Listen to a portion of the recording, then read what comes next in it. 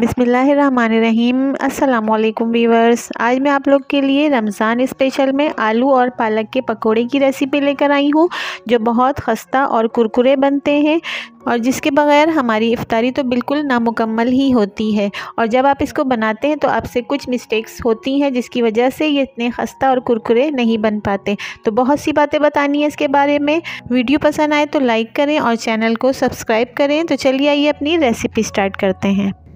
तो पकोड़े बनाने के लिए मैंने सबसे पहले ये आधी गड्डी से थोड़ी कम पालक है, इसको धो के खुश्क कर लिया है और इसको बारीक काट लिया है। और अब इसमें मैं एक दरमियानी साइज़ का कटा हुआ प्याज डाल दूंगी। इसके बाद ये 2 दरमियानी साइज़ के आलू थे, जिसको मैंने ग्रेट करके रख लिया था, तो इसको भी इसमें डाल देते हैं। इसके बाद इसमें डालना है 1 गड्डी बारीक कटा हुआ हरा धनिया, जिसको मैंने काटने से पहले खूब अच्छी तरह से धो लिया है। अब इन पकौड़ों को और ज़्यादा मज़ेदार बनाने के लिए मैं इसमें डाल रही हूँ 2 टेबल स्पून साबुत धनिया और 2 टेबल स्पून कुटी हुई लाल मिर्च के। इन मसालों के बाद मैं इसमें डालूंगी 1 टेबल स्पून ज़ीरा और 1 टेबल स्पून अजवाइन, जिनसे हमारे पकौड़ों में बहुत अच्छी सी खुशबू भी आ जाएगी और इन दोनों के फ़ायदे भी बहुत हैं। इसके बाद पकौड़ों का टेस्ट बढ़ाने के लिए इसमें डाला जाएगा 1 टेबल स्पून धनिया पाउडर, 1 टेबल स्पून लाल मिर्च पाउडर और 1 टेबल स्पून हल्दी पाउडर। इसके बाद मैं इसमें डालूंगी 3 से 4 बारीक कटी हुई हरी मिर्च और हाफ़ टेबल स्पून नमक इसमें आप कम ही डालिएगा और अपने टेस्ट के मुताबिक डालिएगा, क्योंकि पालक में नमक पहले ही मौजूद होता है और अगर आपने इसमें शुरू में नमक ज़्यादा डाल दिया तो पकौड़ों में नमक ज़्यादा हो सकता है। ये सारे मसाले इसमें डालने के बाद अब इनको मैं 2 स्पून की मदद से अच्छी तरह से मिक्स कर लूँगी और फिर इसको कवर करके 5 मिनट के लिए रख देना है। 5 मिनट हो चुके हैं और ये खूब अच्छी तरह से मैरिनेट हो चुके हैं और पालक और दूसरी सब्जियों ने नमक के साथ मिलकर अपना पानी भी छोड़ दिया है। तो इसमें अब हमें पानी डालने की ज़रूरत नहीं पड़ेगी, तो इसको थोड़ा सा मिक्स और कर लेते हैं।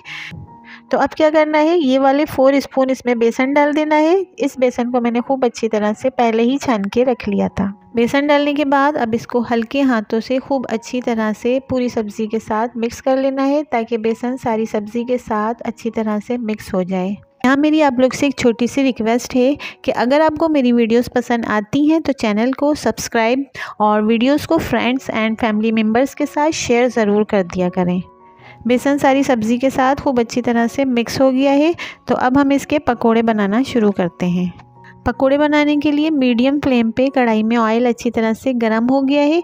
अब हम इसमें पकोड़े डालना शुरू करते हैं।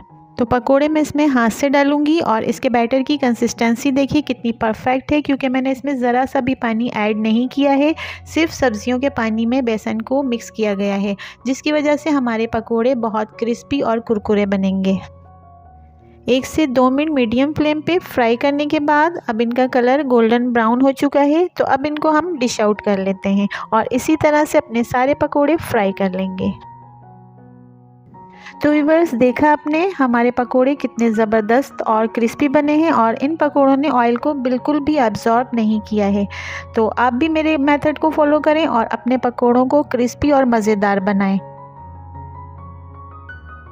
वीडियोस पसंद आए तो चैनल को सब्सक्राइब, वीडियोस को लाइक और वीडियोस को फ्रेंड्स एंड फैमिली मेम्बर्स के साथ शेयर करना मत भूलिएगा।